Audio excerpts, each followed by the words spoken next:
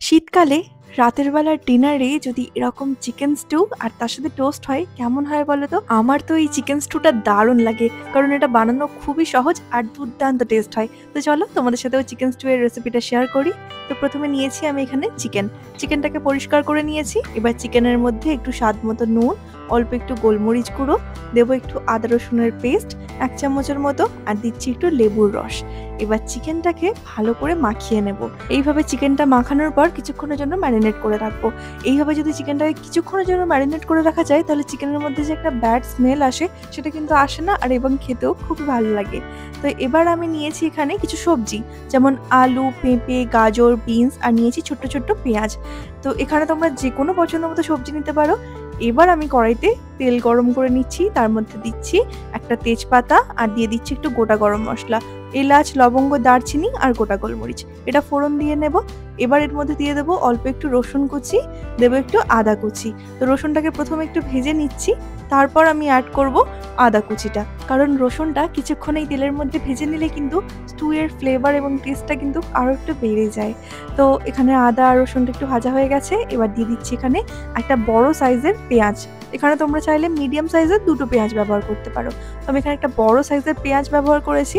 তো এবার এটাকে আমি ভালো করে একটু ফ্রাই করে নেব। খুব বেশি ব্রাউন করার দরকার নেই, জাস্ট হালকা একটু ভাজা ভাজা হয়ে গেলে দিয়ে দেবো এর মধ্যে চিকেনটা, ম্যারিনেট করা চিকেনটা এবার দিয়ে দিচ্ছি। এবার এই পেঁয়াজের সাথে চিকেনটাকে কিছুক্ষণ একটু নাড়াচাড়া করে নেব। মানে চিকেনের মধ্যে যখন একটু ব্রাউন কালার চলে আসবে, মানে চিকেনটা একটু হালকা ভাজা ভাজা মতো হয়ে যাবে, তখন এর মধ্যে সবজিগুলোকে অ্যাড করব।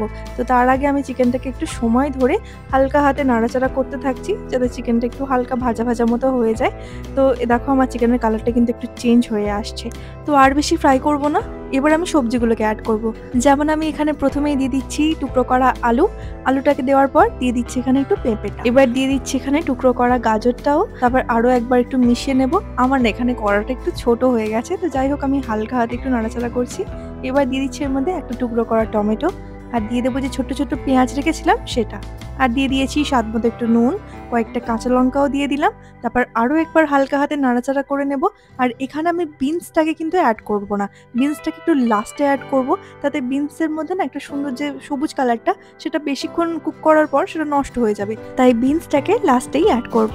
তো তার মধ্যে আমি এখানে দিয়ে দিয়েছিলাম একটু গোলমরিচ গুঁড়ো, দিয়েও একটু নাড়াচাড়া করে নিয়েছিলাম। এবার দিয়ে দেবো এর মধ্যে পরিমাণ মতো জল। আমি এখানে 2 কাপের মতো জল ব্যবহার করছি, সবজি আর চিকেনটা যাতে ভালোভাবে সেদ্ধ হয়ে যায়, তো সেই মতোই পরিমাণ মতো তোমরা জলটা ব্যবহার করবে। এবার আরও একবার সব কিছুকে মিশিয়ে নিয়ে চাপা দিয়ে এটাকে লো টু মিডিয়াম আঁচে রেখে দেবো, যাতে চিকেনটা আর সবজিগুলো একটু ধীরে ধীরে সেদ্ধ হয়ে যায়। তো এখানে আমার প্রায় সেদ্ধ হয়ে গেছে। এবার ঢাকনাটা খুলে বিনসটাকে অ্যাড করে দিচ্ছি। তো চিকেন আর আলু, পেঁপে এগুলো সবই প্রায় সিদ্ধ হয়ে এসেছে। তো বিনসটাকে দিয়ে আরও কিছুক্ষণ চাপা দিয়ে রাখবো, প্রায় ওই 10 মিনিটের জন্য রাখলেই কিন্তু এটা সেদ্ধ হয়ে যাবে। তো চাপা দিয়ে দিলাম। তো 10 মিনিট পর আবারও ফিরে আসছি। তো এবার আমি ঢাকনাটা খুলে চিকেন, আলু সমস্ত সবজি খুব ভালোভাবে সেদ্ধ হয়ে গেছে। এবার আমি একটা বাটিতে নিয়ে নিচ্ছি 1/2 কাপের মতো জল, তার মধ্যে 1 চামচের মতো একটু কর্নফ্লাওয়ারকে মিশিয়ে দিচ্ছি। এটা দিলে স্টুয়ের মধ্যে একটা খুব সুন্দর টেক্সচার আসে। তো এটাকে আমি এবার অ্যাড করে দিচ্ছি। অ্যাড করে দেওয়ার পর হালকা হাতে আরও একবার মিশিয়ে নেব।